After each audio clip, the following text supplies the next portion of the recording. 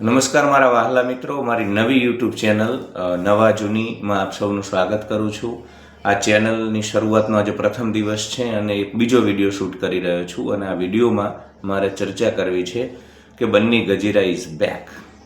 ઉદ્દંડ, સ્વચ્છંદી, અવિવેકી બન્ની ગજીરા બેક. કાલે રાત્રે 22મી જૂને 9:30 લાઈવ થયા અને લાઈવ થઈ અને બન્ની ગજેરાએ તીખા મરચા સમાન એમનો જે સ્વભાવ છે એ સ્વભાવ મુજબ અને ચોથું મંગળિયું ગાયું. અને ચોથું મંગળિયું ગાઈ નરેશ પટેલ, જગદીશ મહેતા, જયરાજસિંહ અનેક લોકો ઉપર એમને શાબ્દિક પ્રહારો કર્યા છે. એટલે ગઈકાલે રાત્રે ઘણા બધા લોકો ગુજરાતમાં બન્ની ગજેરાને જોઈ રહ્યા હતા. પણ હું એટલું ચોક્કસ કહીશ કે આ વખતે થોડો વિવેક, જે ગઈકાલનો એમનો વિડીયો હતો એમાં અશિષ્ટતા વધારે જોવા ન મળી. થોડી ઘણી એની જે સ્ટાઇલ છે પણ અશિષ્ટતા ગઈકાલના વિડીયોમાં નહોતી. તો મારા મતે જો આ પ્રકારના વિડીયો બનાવે તો નિશ્ચિત એ લોકભોગ્ય બનશે અને આ પ્રકારના વિડીયોમાં કોઈ પણ પ્રકારનો વિવાદ સર્જાવાની, કેમ કે ભાષા ખૂબ જ શિષ્ટ હતી. મને આવી અપેક્ષા નહોતી, કેમ કે જનરલી બન્ની ગજેરા જ્યારે બોલે ત્યારે એ આ પ્રકારની શિષ્ટ ભાષામાં બિલકુલ એ થોડો એગ્રેસિવ હોય અને અશ્લીલતા, અવિવેક, સ્વચ્છંદતા બધું ખૂબ જ જોવા મળે.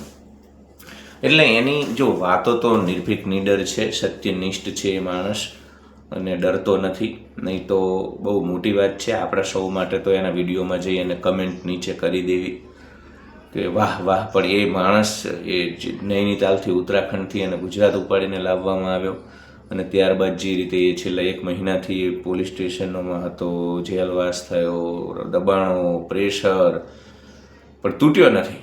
ગઈકાલે એની હિંમત, એની આંખો, એનો ચહેરો એવો ને એવો જ નિર્ભીક નીડર અને એ જ એનો જે મનોરંજક, આકર્ષક, લોકોને જે ગમે છે એવા અંદાજમાં જે લાઈવ આવ્યો અને 1 by 1 બધાની ઉપર એને શાબ્દિક પ્રહારો કર્યા હતા.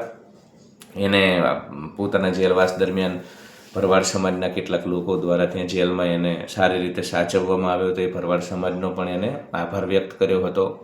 ત્યારબાદ એને નરેશ પટેલ ઉપર ખૂબ જ શાબ્દિક કે ભાઈ નરેશભાઈ હવે તમે જોઈ લો. અને વારંવાર એને આખો વિડીયો તમે જુઓ તો વારંવાર બન્ની ગજેરા કહે છે કે ભાઈ હવે હું કોઈને નહીં છોડું અને બધું જ કાયદાથી કરીશ, કાગળીએ કરીશ. મને જેલવાસ દરમિયાન લોકોએ સલાહ આપી છે કે કાગળીએ જ કરવાનું, એટલે હવે કોઈને નહીં. અને કોઈ પરેશ ગજેરાનું નામ પણ એ લે છે કે ભાઈ નરેશ પટેલને હટાવીને ખોડલધામ કાગવડમાં પરેશ ગજેરાને બેસાડવા છે.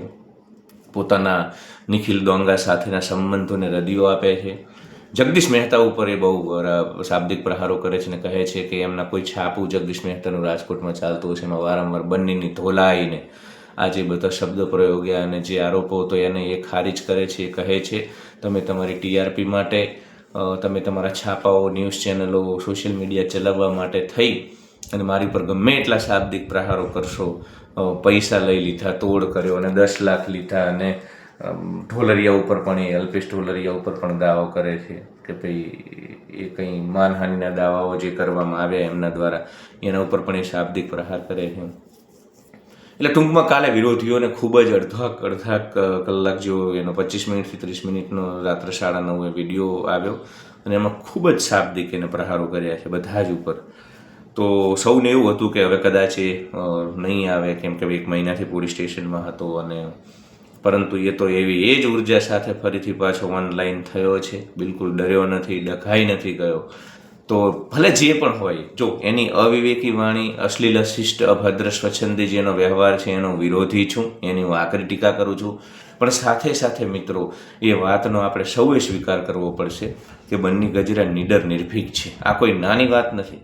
તમને ઉત્તરાખંડથી ઉપાડીને રાતોરાત જેલમાં નાખી દેવામાં આવે, તમને હજુ પણ ઉપાડીને જેલમાં નાખી દેવાનો ડર હોય, એની વચ્ચે પણ તમે જો આટલી નિડરતા, નિર્ભીકતા બરકરાર રાખતા હોય તો એ બહુ ઓછા લોકોમાં ક્વોલિટી હોય. બહુ ઓછા લોકો આટલા બધા બિંદાસ્ત અને નિર્ભય હોય છે.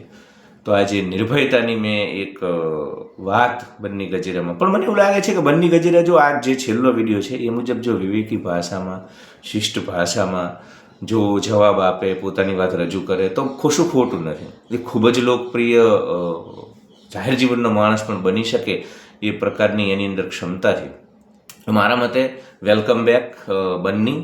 પણ હવે તું અવિવેકી, અશિષ્ટ, અભદ્ર ભાષાનો પ્રયોગ ન કરતો, સારી રીતે વ્યવસ્થિત ભાષામાં એ જ વાતને તું મૂકી શકે પ્રભાવક રીતે. આપણે આ ચેનલ ઉપર ઘણા બધા લોકોની ઉપર શાબ્દિક પ્રહારો કરીએ જ છીએ જે ખોટા હોય, જરૂરી હોય, પણ એક ભાષા હોય, ભાષાની મર્યાદા હોય. વિવેક સાથે આપણે લોકોને કશુંક પણ કહી શકીએ. તો વેલકમ બેક બન્ની. અને આપ સૌને હું દરખાસ્ત કરું છું, ચેનલ નવી છે, વધુને વધુ લોકો સુધી પહોંચાડવાનો પ્રયાસ કરજો. Love you all. Like, share and subscribe.